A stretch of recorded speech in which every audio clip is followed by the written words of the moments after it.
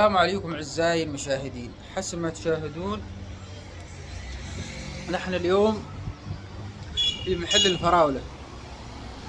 الفراولة في شارع 30 في مدينة عتق، وهذا أشهر محل فراولة في محافظة شبكة. شغل هذا خلينا شاهدوا الجمهور الفراولة، وحسب ما تشاهدون هذا هو عصير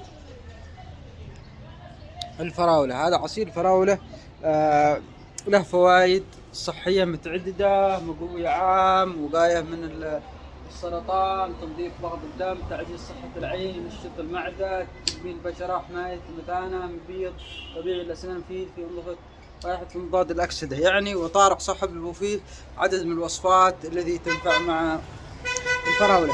وهذا محل فراولة في شارع 30 في مدينة عتق، من أجمل المحلات. متى فتح المحل هذا؟